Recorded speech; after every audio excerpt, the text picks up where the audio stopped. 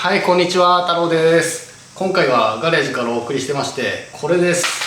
ちょうどいい星座を買いました。買ったのは1ヶ月くらい前なんですけど、まだ一度も使ってなくて、というか今年使う場面があるのかみたいな状況ではあるんですけど、実際にフィールドに持ち出す前に行っている処理を紹介しつつ、その作業をしていこうと思います。あとはフィールドで実際に使っていて折らないための所作とかおすすめアイテムを紹介しようと思いますので、初心者必見というような内容ですね。この竿のインプレ自体は、使いながらになるかな。最初ちょっとね、ざっくり外観などを紹介したいと思います。ざっくりですね。こんな感じですね。買ったのは銀英エアー MT の H87 というものですね。カッチカチの軽い竿という感じです。パッキパキの竿ですね。でそんなにハードに使うような竿ではないんですが、22、3センチくらいの鮎を軽快にバシッとかけてバシッとタモで受けるような釣りができるかなと思ってこれを選びました。他にもね背竿はあるんですけど、何かしらの目的に特化したみたいな背竿ですので2本持ってるんですけど、2本ともね。で割とねこれがちょうどいい背竿ということで、僕の釣り方の中では中核をなすようなモデルかなと思って買いました。使ってみないと分かんないけどね。で竿袋はついてますね。上級グレードと品質はほぼ遜色ないというか同じですよね。でデザインは安っぽくはあるんですけど、品質はとてもいい竿袋が付属しています。本体の方なんですけど、グリップですね。ここが一番特徴的かな。ダイワの新しいグリップですね。さらに滑りを防ぐデザインになってますね。六角形の幾何学模様みたいな感じになってまして、でここまでね来てますね。グリップがねこの辺までグリップになってますね。滑り止めのなんでこう構えやすい、溜めやすいという感じですね。実際にはこの辺持って溜めることも多いんですけどね。そんな感じです。こう肘で構えてもここがねグリップになってるんで扱いやすいという感じですね。ダイワの紙線ですね。で例のクッション材というかシーリング材ですよね。これシーリング材が入っておりまして、特に目を見張るようなところはないんですけど、チューブラートップで開放の設定はあるんですけど付属はしていません。ソリッドのメタルトップだからちょっと何だったか忘れたんですけど、柔らかい開放の設定があるんですけど付属はしてないですね。これ1本でシーズン初期から後期まで通すという場合は穂先を変えればいいかなと思いますね。柔らかいやつに。で伸ばしていいや伸ばさなくていいですね。使ってみてまたインプレッションしたいと思います。こんな感じですね。デザインはかっこいいですね。メガトルクって書いてありますね、ここにね。でこんな感じですね。塗装もかっちょいい。うっすらとエアーって塗装されてますね。そんな感じですね。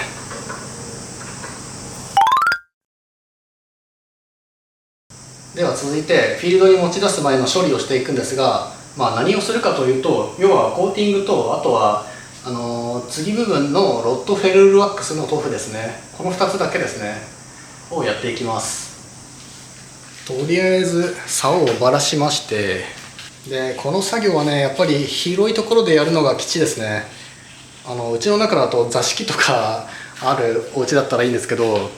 6畳とか8畳間くらいだと結構ね壁にぶつけたりするんですよね。こう抜く時にやっぱりこうわーっと広げて2メーター以上に達するんで、鮎竿はなんかいろんな折れ方するんで、ぶつければそこからひびが広がって折れるし、ねじればねじ切れるし、なんかスペランカーかよみたいな釣り道具が鮎竿なんですけど、車庫の天井にねカヤック釣ってるんですけど、これに今ぶつけちゃいましたね。という感じで相当気をつけて作業しないといけないですね。8本継ぎですね。7本継ぎではないですね、エア MT は。はい、では次にねコーティングなんですけど、使ってるのがこれですね。ちょっとねもうかなり古いやつですね。これインクスレーベルという会社のタックルエリクサーっていうガラスコーティング剤で相当昔に買ったやつなんですよ。これアユザを最初の1本買った時に合わせて買ったものなんで、めちゃくちゃ古いんですね。これ10年また10年前かよって感じなんですけど、10年前のものですね。なんでコーティングとしてちょっとね機能してんのかなっていう感じもするんですけど、そもそもコーティング自体がオカルト的というか、調光ごとにし直すとか、そのくらい几帳面な方だったらだいぶ効果はあると思うんですけど、僕みたいにシーズンに1回しかしないみたいな感じだと、多分何回か釣りしただけでもう全部剥がれちゃいますよね。とりあえずしないよりはマシかなという程度でやっておくようにしています。では塗っていくんですが、これね最初塗る専用のスポンジが付属してるんですが、それは使わなくてこんな綿 100% の柔らかいウエスで塗っていますね。これをちょっとねつけて、ちょっとっていうかびちゃびちゃにつけていいか、つけて、でコーティング剤というものはですね、僕整備士でもあるんですけど、車磨く時ねコーティング剤塗りすぎが絶対良くないんですね。薄く塗って拭き取ることによって初めてコーティング剤として膜が張られるみたいなイメージでいいかと思います。塗って吹きつけていない乾いてるところで拭き取る。これでね薄い膜が形成されるというのがコーティング剤の仕組みだと思っています。なんでべっちゃべちゃに塗ってほったらかすというのはあまり良くないですね、多分ね。塗ったら拭き取る。でグリップのここには塗らない方がいいかな。ちょっとね科学的になんか変なことが起こるとあまり良くないんで、グリップのね滑り止めが処理がされているところは塗らない方がいいかなと思いますね。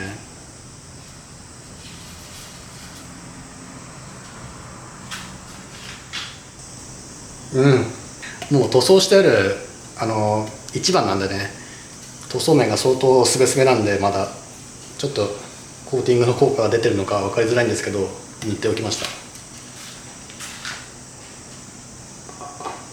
という処理を全ての節にやっていきます。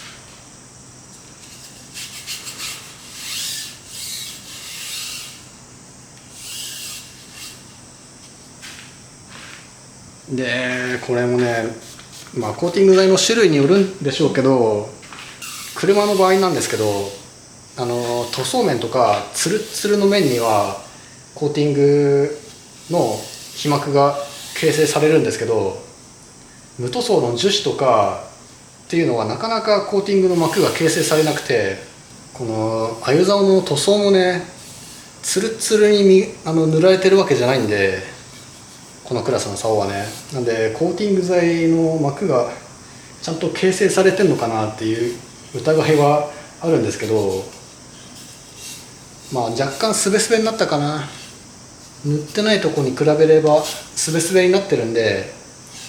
形成はされてるのかな。ただ脆いだろうな、多分膜がなと思っています。そんなに強固な膜ができるわけではない気がしますね。アユザオ独特のこのザラザラの塗装はね。ガムカツとかの竿はあれなのかな、ツルツルの塗装になってるのかな。ダイワのエアークラスの竿になると結構ね表面がザラザラしてて、コーティングの膜が形成されてるかちょっと不安ではあるんですけど、やらないよりはマシかなという感じですね。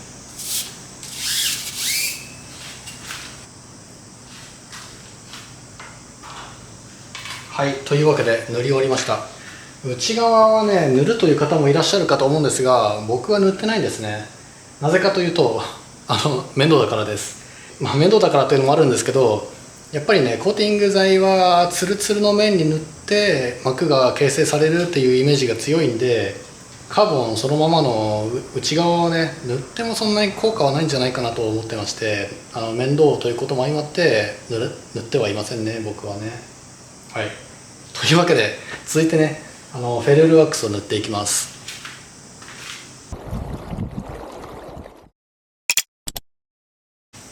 はい、ではフェルールワックスですね。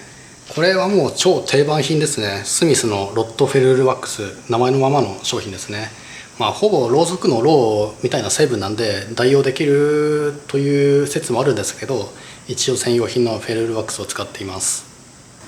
スティックのりみたいにね、こうやってニョキッと出して、次部分の押す側ですね。でこれね、塗るか塗らないかっていうのは結構ね賛否がありまして、アユザオクラスになると本当にめちゃくちゃ精度よく継が作られてるんで、塗ることによってその精度が失われるっていう意見もあるんですね。それは意見の一つなんですけど、ただその精度が失われてもなおその継ぎとか外す時の破損を防ぐという意味でフェルールワックスは塗った方がいいんじゃないかなと思ってまして、僕は断然塗る派ですね。アユ竿だけじゃなくて全ての釣り竿の継ぎ部分にはフェルールワックスを塗ってますね。ただアユ竿に塗る場合は薄く塗るようにはしています。薄くね、塗った分全部拭き取るんじゃないかってくらい薄く塗って、最後こうね摩擦で思いっきりこすって熱を持たせて塗り広げるようにしていますね。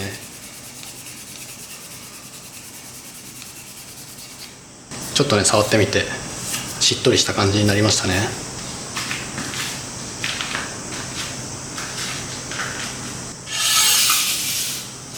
でついでみると、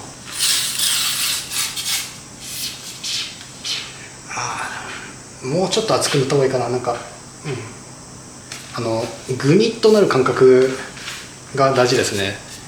フェルールワックスを塗る一番の目的が固着防止なんで、ちょっとねシュッと締まる感じじゃなくて、粘っこくねグニッとね継ぐような感覚になるまで塗った方がいいかな。ちょっとね薄く塗るとは言ったけど、あんまり薄すぎるとあれだな、グニの感覚が出てこないんで、適線ですね。これは適線ですね。足りないと思ったら追加で塗って、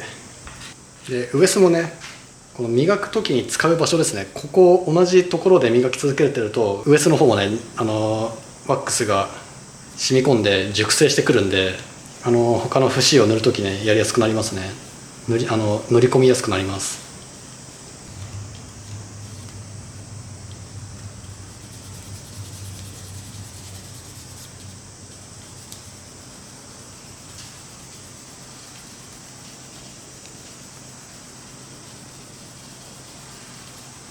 塗る量はね何とも言えないところがありまして、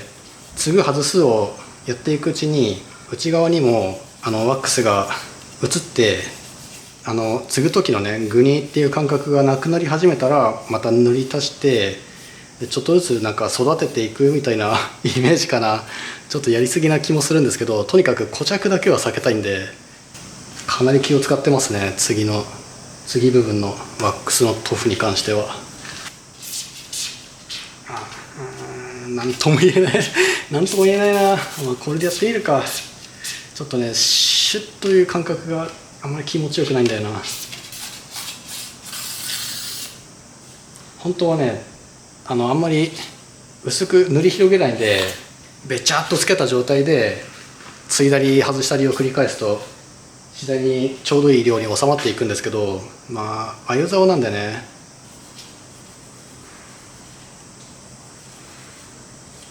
内側に入り込んだワックスを拭き取って、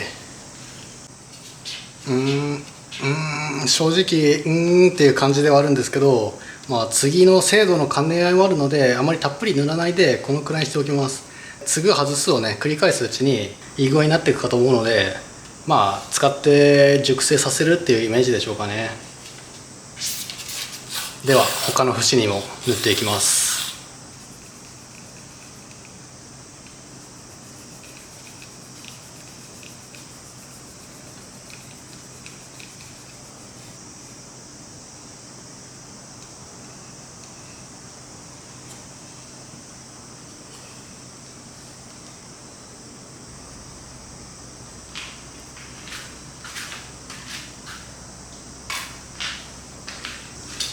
はい、それでは塗り終わったんで竿を組み立てていきます。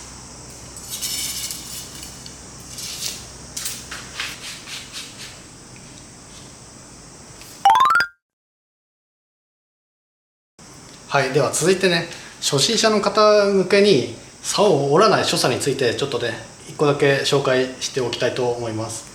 竿を折る原因としてはぶつける、ねじるとかもう枚挙にいとまがないんですけど、中でも釣り人がね未然に防げるところとしては、継ぐ外すで握りつぶしたりねじ切ってしまったりっていうのがあるんですね。要は固着ですね。固着を防ぐ所作なんですけど、継ぐ時ですね、こう節を出していきまして、多分ねご存知の方もいっぱいいるかと思うんですけど、このキュッとなるところでこのね節を継ぐ瞬間にぐっと前に出して継ぐというよりは、こうねねじりながら継ぐというイメージですね。ねじりながら継いで、外す時はその逆方向にねじりながら外すみたいなイメージで継ぐと、フェルールワックスの粘っこさと相まって固着をねかなり防げるんじゃないかと思います。こうねねじりながら継ぐで、外す時も逆方向にねじりながら外すというイメージですね。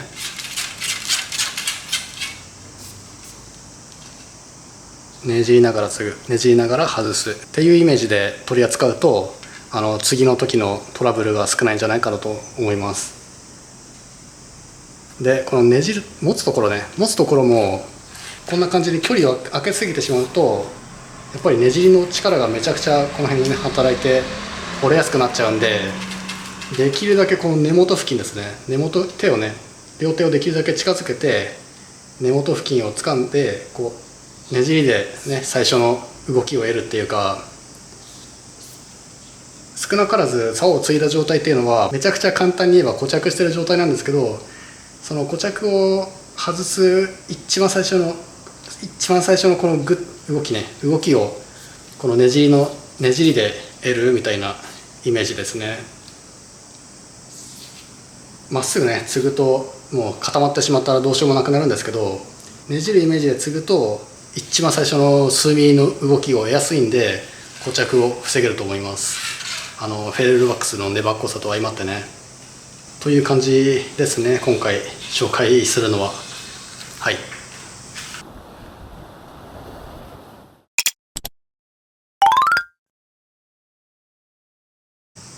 で最後におすすめアイテムの紹介ですね。今回使用したアイテムと、あとはこれですね。これの代替品を見つけたんで、もしねこれなくして欲しいという方がいましたら、概要欄にリンクを貼ってありますので、そちらから購入していただけると幸いです。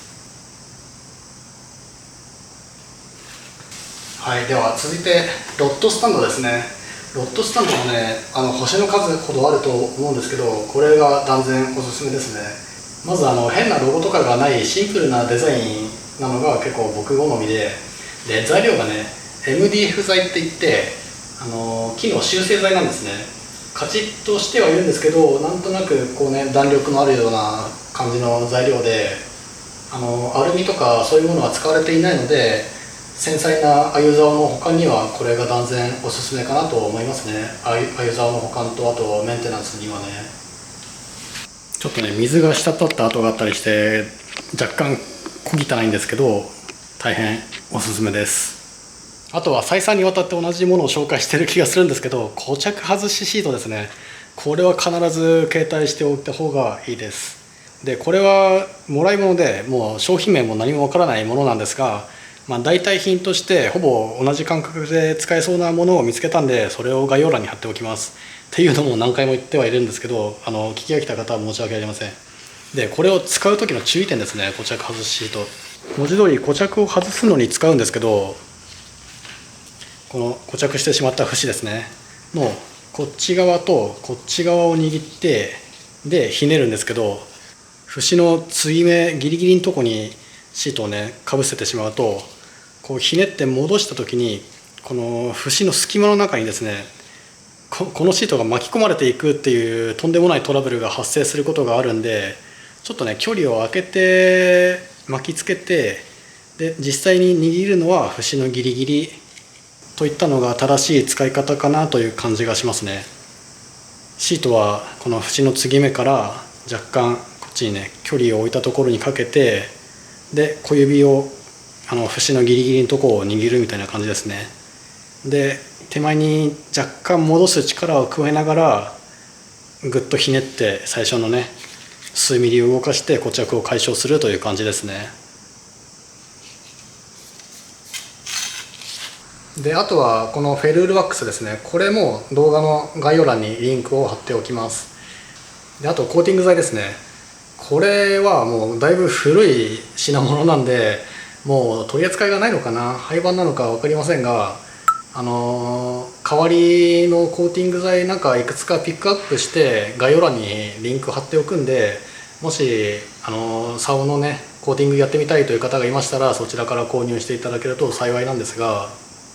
まあ実際に釣り具店でおすすめのコーティング剤何かないかって聞くのが一番かなと思いますね。僕はずっとこれしか使ってなかったんで、これしか知らないっていう状態なんでね、釣り具店の方に聞くのが一番かなという気がします。であとウエスですね。これもまあ柔らかいのを使った方がいいんで、ティッシュとか繊維の硬いものはあゆ竿には使わない方がいいかな、磨くのはね。でこれはね綿 100% の柔らかいウエスで、大量に袋詰めされてるみたいな商品もあるんで、竿を磨くだけじゃなくて八百万のことに使えるんで、汚れ拭いたり、あと僕の場合だとあれだな、車のオイル交換の時とかも使うし、大好きな革靴磨くのも使うんで、まあ竿を磨くだけじゃなくていろんなことに使えるんで、これもねおすすめですね。袋詰めされて大量に売ってる品物ね。はい、というわけで今回下準備したちょうどいい背竿ですね。あれ今年使う場面あるのかなっていう感じではあるんですけど、まあ使える時に使ってみて、サイズとか合わなくてもね、でもうちょっと詳しいインプレなんかできたらいいかなと思います。できればバッチリ23センチとかのサイズを背で釣ってみたいんですけど、ちょっと今年の魚沼がそれ無理なんじゃないかなっていう気もするんで、まあ使える時に使ってみます。はい、というわけで今回もご視聴いただきありがとうございました。今回はご視聴いただき誠にありがとうございます。チャンネル登録と通知機能で次回の動画公開のお知らせが届きます。動画の感想、コメントもお待ちしております。次の動画もぜひご視聴ください。